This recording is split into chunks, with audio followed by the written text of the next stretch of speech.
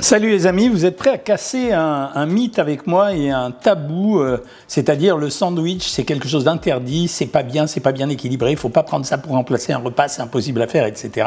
Moi, je vais vous faire une démonstration.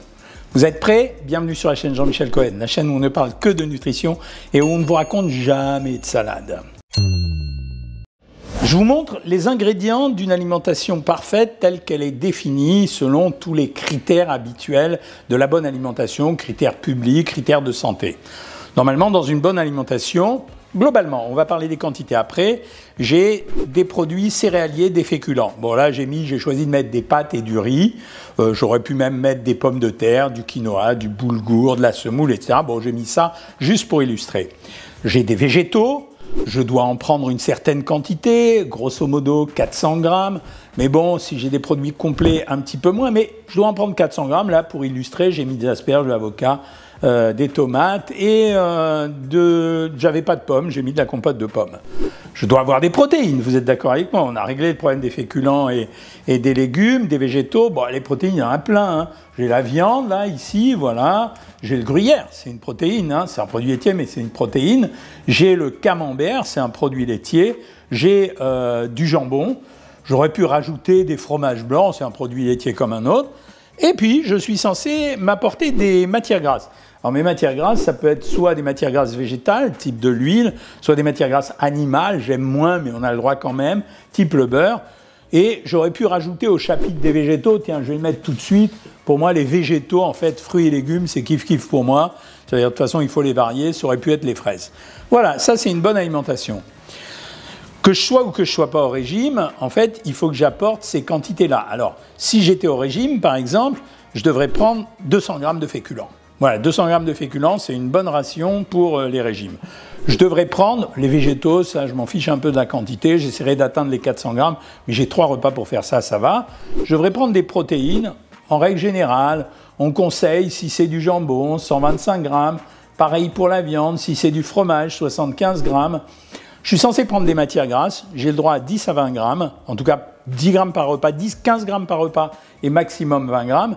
Et là, j'aurais fait un repas de régime. Après, si vous n'êtes pas au régime, bon, ben, montez les quantités si vous avez envie, etc. Mais le piège dans ce que vous êtes en train de voir, et je vous laisse le regarder, j'ai mis exprès des ingrédients pour vous montrer qu'un sandwich, c'est un repas équilibré. Alors, on va débarrasser tout ça, d'accord?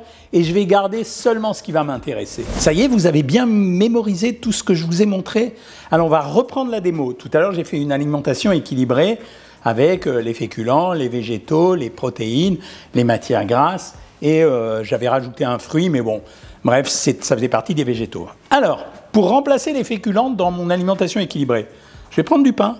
Bah ouais, le pain, c'est des féculents. En plus, intéressant, la baguette tradition, c'est une baguette avec un indice glycémique à 55, c'est-à-dire faible indice glycémique. Ok, je prends mes féculents pour faire mon sandwich.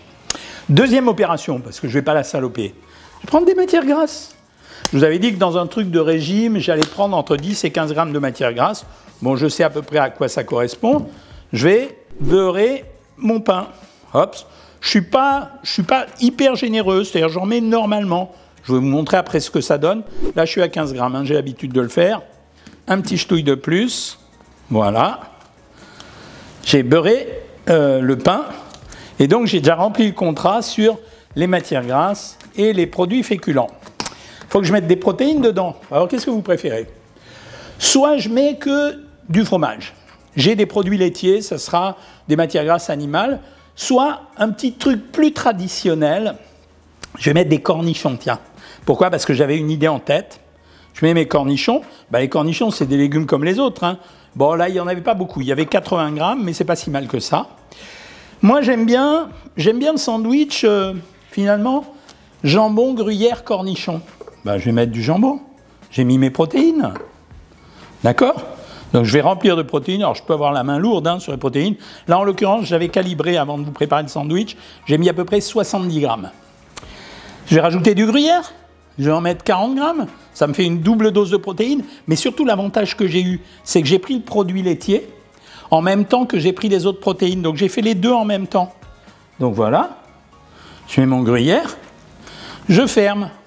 Alors, les esprits chagrins, Donc voilà un super jambon gruyère cornichon beurre, sauf que moi j'ai calculé les quantités. Vous savez que j'ai mis un tiers de la baguette, 80 grammes, pour faire les 200 grammes de féculents. J'ai mis 125 grammes sous forme de gruyère et de jambon, mais parce que je voulais respecter un repas de régime. J'ai mis quelques légumes à l'intérieur sous forme de concombre. Et vous allez me dire, parce que vous êtes chagrin, ouais mais d'accord, mais t'as mis 80 grammes de concombre, ça va pas. Bon, j'avais pas de pommes, je vous l'ai dit, mais la pomme c'est un produit facile à amener. Donc soit j'aurais pris une pomme pour compléter en fibres, soit je prenais de la compote de pommes. J'aurais pu acheter une compote sans sucre ajouté, ou même j'aurais croqué une pomme. Donc si je fais un sandwich avec une pomme, j'ai finalement fait un repas très équilibré. Pourquoi? Parce qu'il y avait l'ensemble des éléments dont j'avais besoin pour satisfaire mon organisme et faire un repas équilibré. Comme quoi, vous voyez, les légendes ont la vie dure. Tout le monde va vous dire que le sandwich, c'est un produit interdit, parce que les gens ne regardent que le pain. La qualité d'un sandwich, elle va dépendre de 3 choses. 1, la quantité de pain que vous mettez et la nature du pain. Là, j'ai pris une baguette tradition et j'ai pris 80 grammes. 2, la quantité de matière grasse que vous mettez à l'intérieur. J'essaye d'avoir 15 grammes. Troisièmement, les protéines que je mets à l'intérieur. J'essaye d'avoir les protéines qui me font plaisir, mais j'en mets la quantité selon que je suis au régime ou pas au régime. Et quatrièmement, si j'ai pas pu, parce que j'aurais pu faire d'autres sandwichs, si j'ai pas pu mettre suffisamment de végétaux, ou si j'en ai envie, je vais compléter pour avoir des fibres en compote de pommes ou en pommes. Une petite précision, le concombre c'était intéressant parce qu'en plus le cornichon de concombre c'était intéressant parce que ça stimulait le microbiote. J'aurais pu changer la démo, j'aurais pu mettre par exemple du thon ou des œufs ici. J'aurais mis à la place du beurre, j'aurais mis de l'huile que je vous ai montré tout à l'heure, avec un peu de citron dessus, j'aurais pris le même pain. Par contre, l'avantage là, c'est qu'effectivement, je pouvais mettre des rondelles de tomates, des feuilles de salade, etc. J'aurais pu quand même prendre le fruit. Et j'aurais fait attention à la mayonnaise que je mettais à l'intérieur. C'est vrai que chez les boulangers, c'est un peu compliqué. Voilà pourquoi on peut manger une bonne alimentation n'interdit rien. Et quand on sait harmoniser les aliments entre eux, ben ça roule tout seul. Ça veut dire qu'il y a plein de choses qui ne sont pas interdites. Aujourd'hui, je vous ai parlé du sandwich. J'aurais pu vous parler du bœuf bourguignon, de la choucroute. Bon, peut-être pas du cassoulet parce qu'il y a les saucisses à l'intérieur, mais plein de plats qu'on s'interdit en général. Les spaghettis bolognaises, plein de plats qu'on s'interdit en général, mais qui en réalité peuvent parfaitement s'intégrer au régime. Voilà ce que j'avais à vous dire. Si vous avez aimé cette vidéo, vous likez, vous partagez, vous commentez, vous faites des critiques, vous me dites quels sont vos sandwichs préférés. Le sandwich camembert beurre, c'était pas mal aussi, mais il fallait blinder sur les compotes de pommes. Et puis, moi, je vous dis à bientôt les amis.